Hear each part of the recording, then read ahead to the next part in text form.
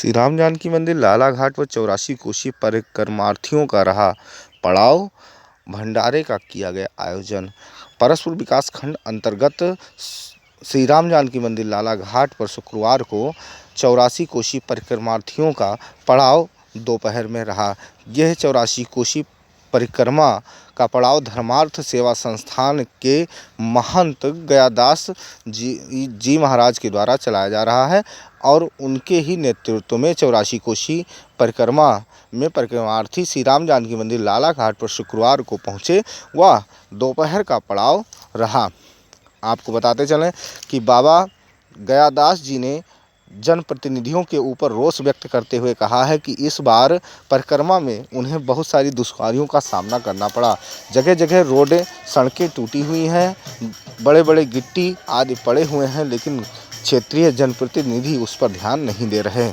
उस पर रोलर भी नहीं चलवाया गया, जिससे जो संत महात्मा उनके साथ परिक्रमा में थे उनके पैर भी चोटिल हुए, कई लोगों के पैर भी फट गए। उन्होंने सरकार के ऊपर भी रोष व्यक्त करते हुए कहा है कि जिस प्रकार से पंचकोशीय व 14 कोशीय परिक्रमा की व्यवस्था सरकार करती है, उसी तरह से 84 कोसी परिक्रमा की व्यवस्था भी सरकार को करनी चाहिए व क्षेत्रीय जनप्रतिनिधि 84 कोसी परिक्रमा पर भी ध्यान दें।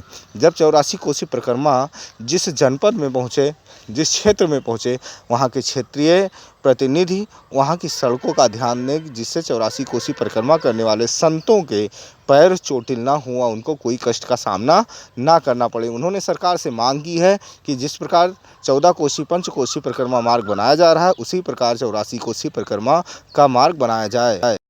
संत जनों के लिए दोपहर में भंडारे का आयोजन किया गया, जिसमें दूर दराज से 84 कोसी परिक्रमा में आए हुए संत जनों ने प्रसाद पाया। यह प्रसाद व भंडारे का कार्यक्रम मंदिर के पुजारी बाबा गोकरण दास की अध्यक्षता में किया गया। इस अवसर पर तमाम कार्यकर्ता शिवम तिवारी, अरविंद तिवारी, मुकेश सोनी, आशुतोष पांडे, गौरव पांडे, लव सोनी, अरविंद पांडे और तमाम सारे कार्यकर्ता उपस्थित रहे और उन्होंने कार्य को आगे बढ़ाया।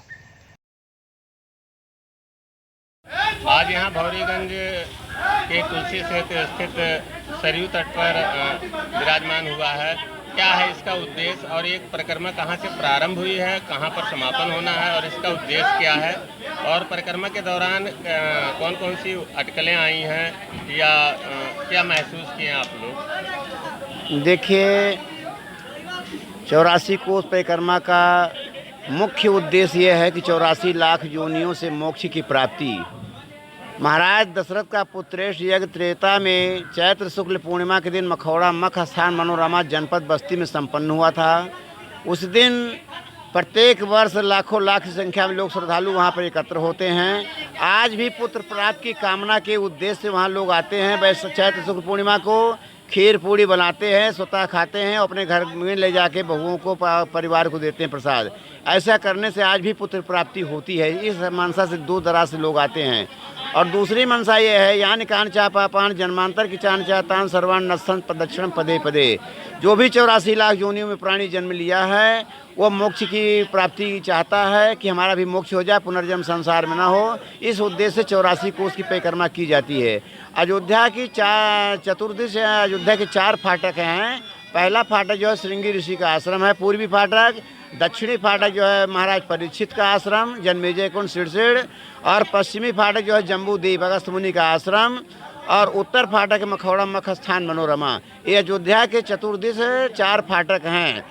और जब रामावतार होना था, ऋषि मुनि महात्मा जंगलों में तपस्या कर रहे थे, तो जिस मार्ग से भगवान उस ऋषियों के आश्रम पर गए हैं और उनको दर्शन देके उन्हें कृतार्थ किए हैं, वो 84 कोस परिक्रमा की परिधि बनी है, जो आज शास्त्रीय सीमा के रूप में जानी जाती है।